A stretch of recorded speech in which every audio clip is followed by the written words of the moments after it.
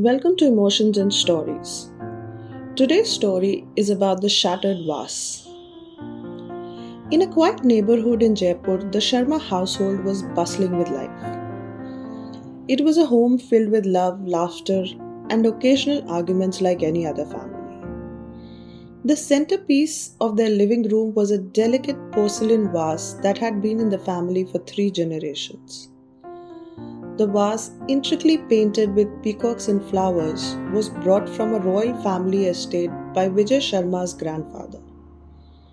For Vijay, the vase wasn't just a decorative piece, it was a legacy, a symbol of pride, and a reminder of his family's roots. But one ordinary Saturday morning, this cherished symbol became the epicenter of an argument that would spiral out of control. Vijay, a strict and methodical man in his late 40s, was reading the newspaper at the dining table. His wife Sunita was in the kitchen preparing breakfast. Their son Aryan, a spirited 16-year-old, was practicing his basketball dribbling indoors, much to Vijay's annoyance. Aryan, how many times have I told you not to play inside the house? Vijay barked, his eyes still on the newspaper. I'm careful, Papa, replied Aryan, his tone nonchalant as he bounced the ball off the tiled floor. Sunita peeked out of the kitchen. Aryan, listen to your father. You know how much he values that vase. Just as Aryan rolled his eyes and decided to stop, the ball slipped from his hands. It bounced high, veering towards the living room. Aryan lunged to catch it, but he was too late. The ball hit the side table and the vase wobbled precariously before crashing to the ground. The house fell silent. Aryan stood frozen, his heart racing as shreds of porcelain scattered across the floor. Vijay dropped his newspaper, his face turning a shade of red that Aryan had never seen before. What have you done? Vijay roared, storming into the living room. Do you have any idea how much that vase meant to me? I didn't mean to, Aryan stammered, his eyes darting between the broken pieces and his father's furious face. You didn't mean to? Vijay thundered. You were told 1,000 times not to play inside the house. And now look what you've done. This was your great-grandfather's vase. It's priceless. And you destroyed it because of your carelessness. Sunita rushed in, placing a hand on Vijay's arm. It's just a vase, Vijay. He didn't mean to do it on purpose. Just a vase? Vijay snapped, glaring at her. You don't understand.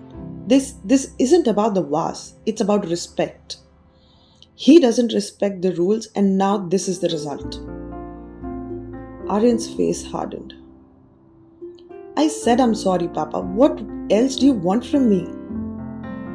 I want you to take responsibility, Vijay bellowed. This is what happens when you act like the rules don't apply to you. Aryan clenched his fist. Maybe if you weren't so obsessed with that stupid vase, we wouldn't even be having this argument. The argument spiraled out of control. What started as anger over a broken vase became a battle of deeper frustrations. Vijay accused Aryan of being careless and disrespectful.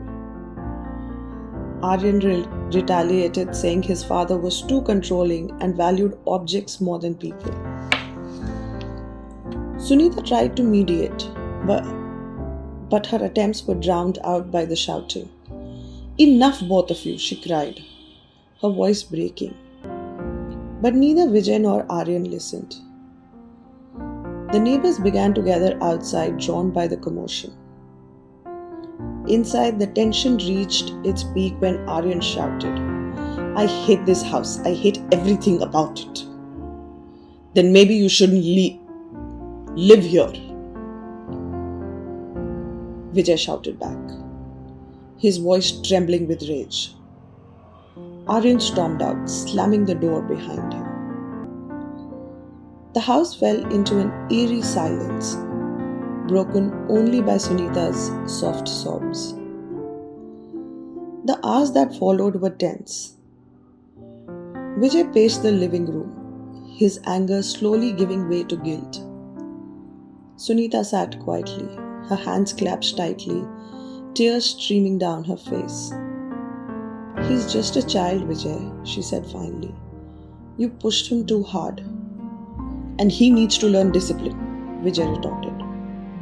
Though his voice lacked its earlier conviction.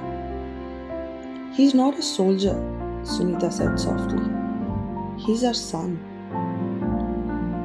As the evening approached, there was still no sign of Aryan. Vijay's worry began to outweigh his anger. Where could he have gone? He muttered, glancing at the clock for the 100th time. Sunita decided to call Aryan's friend. But no one had seen him. Fear began to creep in. Vijay picked up his phone and called the police, reporting Aryan missing. It was past midnight when the doors creaked open. Aryan stood there, his face pale and his eyes swollen from crying. He avoided his parents' gaze and walked straight to his room. Relief washed over Sunita, but Vijay felt an ache in his chest. He wanted to say something, but the words wouldn't come. The next morning, Vijay knocked on Aryan's door. May I come in? He asked, his tone softer than Aryan had ever heard. Aryan shrugged, sitting on his bed. Vijay went and sat beside him, the silence between them heavy. I'm sorry, beta, Vijay said finally. I overreacted. The vase meant a lot to me, but it's nothing compared to you. Aryan looked at his father, surprise flickering in his eyes. I shouldn't have played inside, Papa. And I shouldn't have said those things. I didn't mean them. Vijay placed a hand on Aryan's shoulder. We all say things we don't mean when we're angry. But we're family. We'll get through this. In the days that followed, the pieces of the vase were carefully collected and placed in a box. Vijay decided not to throw them away, but to keep them as a reminder of what truly mattered. The family made an effort to rebuild their bond. Vijay learned to loosen his grip on rules, realizing that sometimes love meant letting go. Aryan worked on being more mindful, understanding, and accepting that his actions had consequences. One evening, as they sat together in the living room, Aryan asked, Papa, do you think we can fix the vase? Vijay smiled. Maybe we can, beta. But even if we can't, it's okay. Not everything needs to be perfect to be beautiful. And so, the broken vase, though no longer whole, became a new symbol for the Sharmas. A reminder that even in moments of anger and pain, there was always a way to mend what truly mattered. And that no thing can matter more than the relationships. I hope you like this story.